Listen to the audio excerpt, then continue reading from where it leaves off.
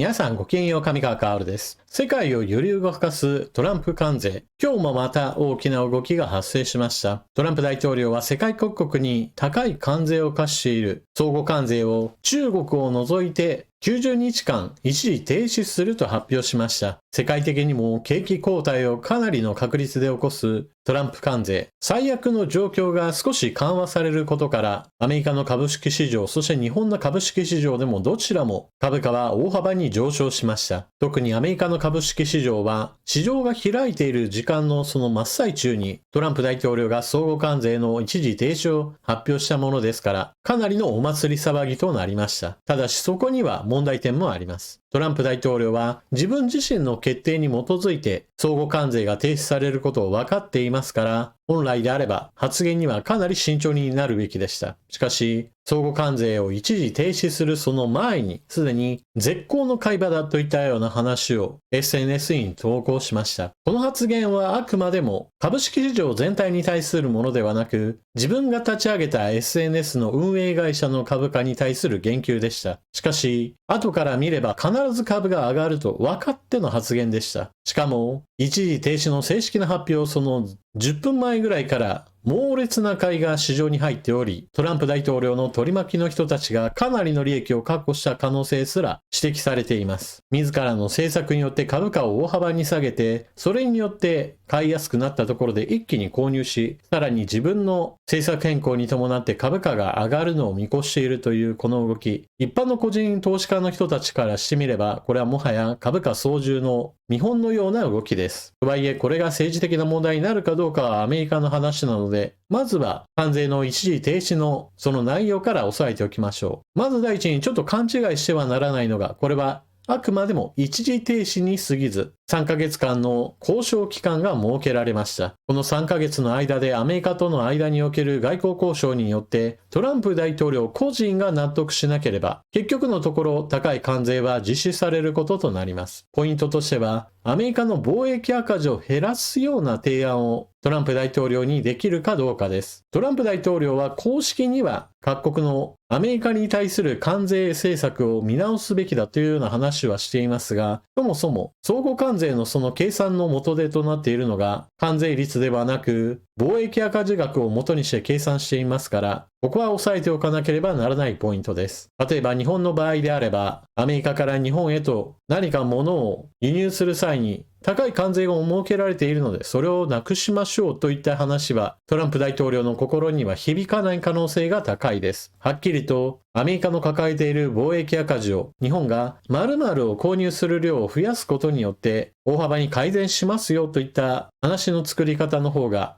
効果的だと見られます。そしてもう一つ押さえておかなければならないポイントは、高い関税については一時停止されましたが、一律 10% の関税については実施されたままです。さらには、日本の自動車や鉄鋼アルミについては 25% の関税は、これは相互関税とはまた別なものだとして、現在進行形で関税がかけられたままです。ですから株式市場の上昇というものはあくまでも最悪に比べればまだマシな状態が確保されたというだけであって、決してこの後株価が完全に元通りになってさらに株価が上昇していき続けるような経済環境になったわけではありません。急激な下落に対する反発買いのようなもので、決してこの後高値をどんどんと追いかけていくようなものだとは考えない方が良いでしょう。そして全体を俯瞰した場合において、やはり注目すべきなのは、他の国々に対しては、高い関税については一時停止されたのに対して、中国に対してはさらに追加の関税が課されました。中国からアメリカへと物を輸出する際にかかる関税は 125% まで上昇しました。従来よりもさらに上昇したことにより、米中の貿易戦争はさらに激化します。今のところ中国側はさらに上積みされたこの関税に対して報復は発表していません。この 125% という関税については、中国では何時間も何時間も報道が控えられていたようで、現在でも大きく報道はされていないと NHK などが報じていました。報じてはいるけれども、その扱いは小さく、中国政府にとってもこの数値がかなりの衝撃だったものとみられます。中国が輸出してアメリカへと物をやってくるときには 125%、その逆については 84% となっています。どちらについても言えることなのですが、これで直接的な貿易に関しては、双方ともにかなり大きな悪影響をもたらすでしょう。ですから、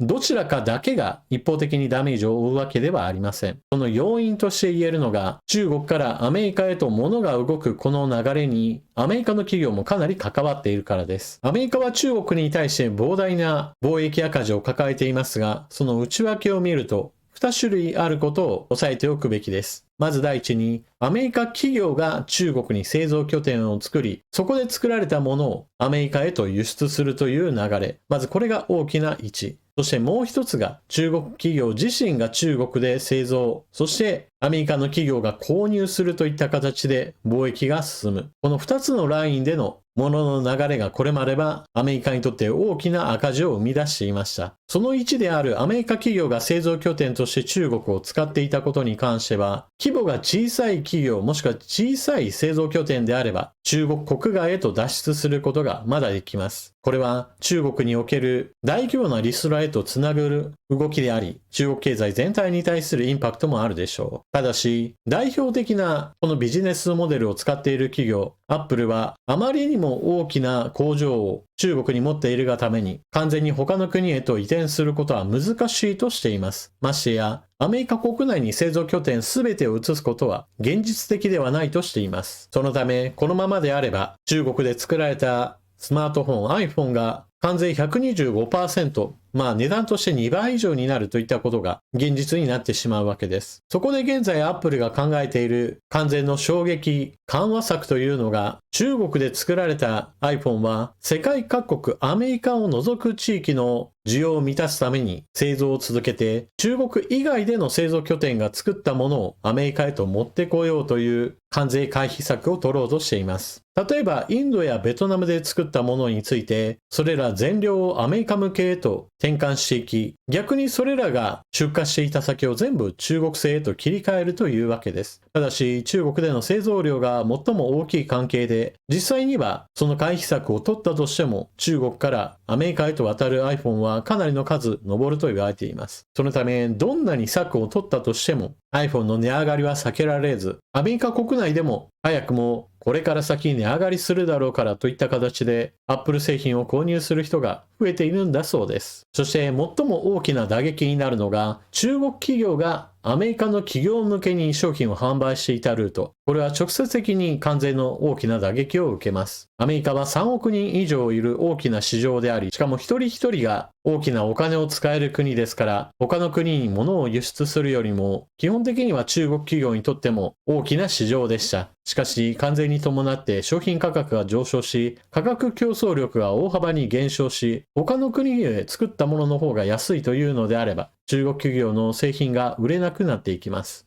そもそも価格が2倍以上になっては、とてもではないけれど買う理由がないといった形で、アメリカの企業自身がもうあなたの企業からは物を買わないかもしれないと通達を受けているところもあるようです。そのため、現在のこの非常に高い関税が続くというのであれば、中国企業自身がアメリカ市場を諦めて他の国へとどんどんと物を輸出しまくるといった現象がこれから起こるでしょう。ただし、そうやったとしても、アメリカ市場分だけの利益を確保できるかどうかはかなり怪しいものです。ですから、ここでも中国企業がかなり苦しんで、中国経済全体に対する打撃もかなり深刻化するでしょう。このような状況に対する対応策として中国が現在考えていると言われているのが、通貨安政策です。アメリカのトランプ大統領も製造業をアメリカ国内に戻すとしていました。現在そのために高い関税を設けて、他の国で作るよりもアメリカで作るんだ。世界中の企業がそのためにお金を投資せよと呼びかけています。その上でアメリカでも通貨安を誘導し、物を輸出した際に設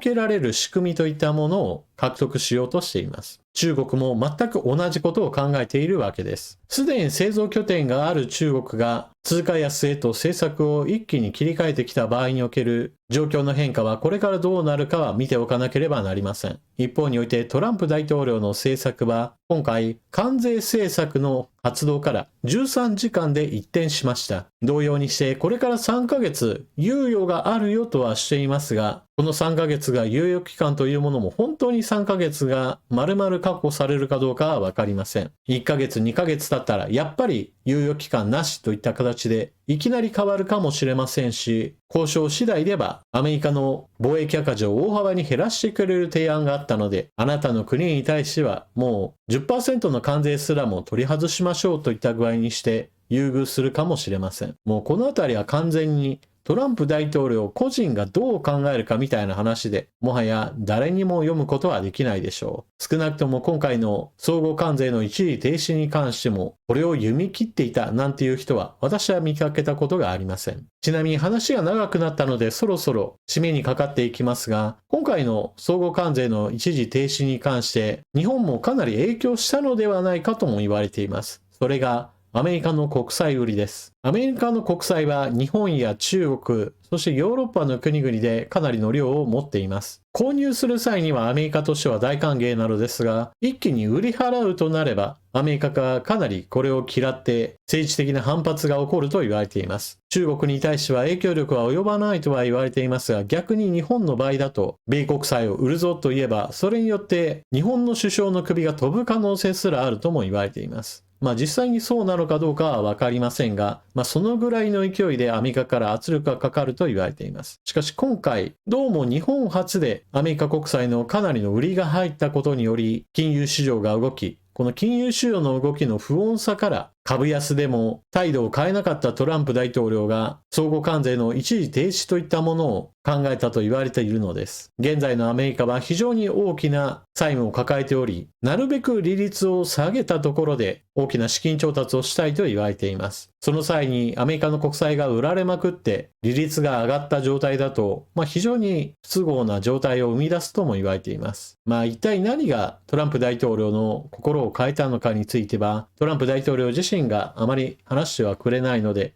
真相は不明です。何にしてもコロコロと政策が変更されるといったことがかなり露骨に今回現れたわけですから、トランプ政権の間は何が起こってもおかしくないし、そして信用できない国になったといったことを世界各国が思い知らされたような今回の動きです。トランプ大統領は偉大なアメリカを取り戻すとしていますが、今のところトランプ大統領のやっている行動はことごとくアメリカの国際的な信用を自ら傷つけているようにしか見えません。そしてアメリカが関税政策をもって自国第一主義を貫き通そうとしているのであれば、日本は全く真逆の行動として自由貿易協定の拡大といったものを目指す方向へ外交を行ってほしいものです。台湾は TPP に対して加盟申請をしていますし、自由貿易協定を守るという意味においては、日本とヨーロッパ、EU との間には EPA も結ばれています。いっそのことを EU を TPP に誘うといったようなことも検討の価値は十分あるように私には思えます。トランプ大統領の関税政策、一時的に停止が発表されました。しかしあくまでも3ヶ月の猶予期間が設けられただけで、一律 10% については実施、